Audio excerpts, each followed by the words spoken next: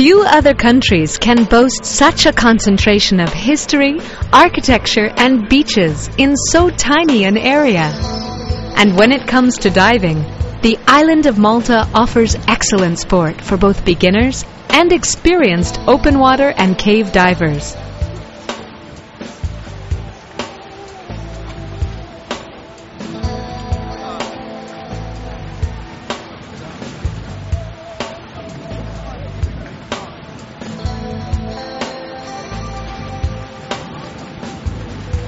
The Maltese archipelago includes the islands of Gozo and tiny Comino, which are more rural and smaller than the main island of Malta.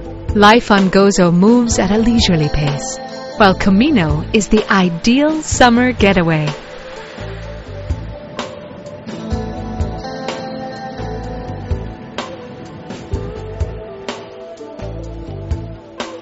The climate and Malta's location at the center of the Mediterranean make it an excellent base for a sailing holiday.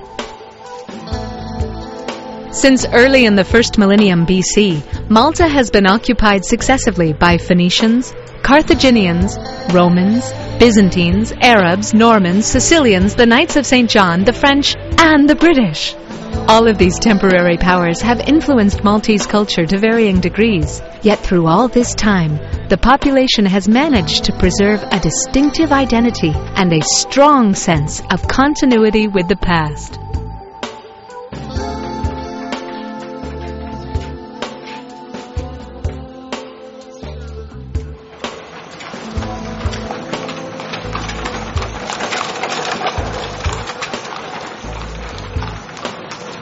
The island's greatest ordeal came in 1942, when the country suffered 154 days and nights of continuous bombing. The same year, King George VI awarded the entire population of Malta with the George Cross, Britain's highest award for civilian bravery. The award is on display at the National War Museum in Valletta.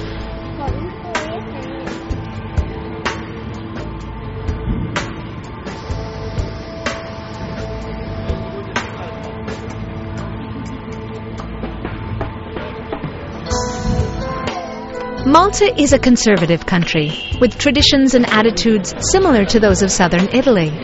For 150 years, from 1814 to 1964, Malta was a part of the British Empire, and therefore almost everyone speaks English as well as Maltese.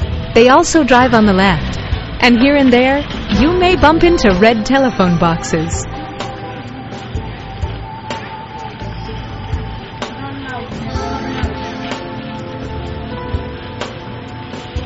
Malta gained independence from Britain in 1964, and 10 years later, in 1974, the island became a republic. In 2002, Malta was formally invited to join the EU and actually became a member of the Union in 2004.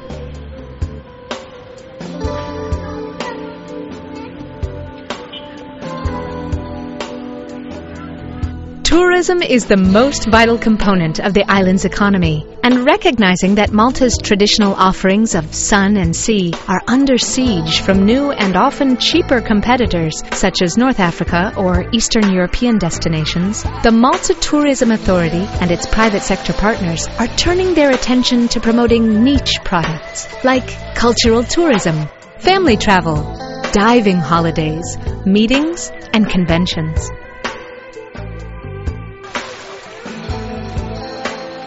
The island has a shortage of fresh water supplies, so tourists are advised to drink only bottled water.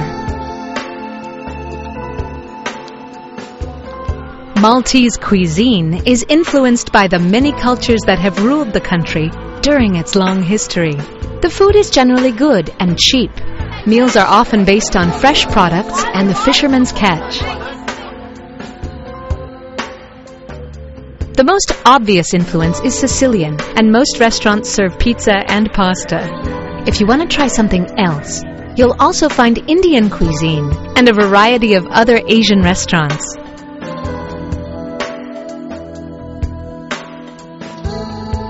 Malta has surprisingly good locally made beer. Sisk, for instance, is much cheaper than imported brews. Maltese companies make wine from local grapes, and the wine here is excellent.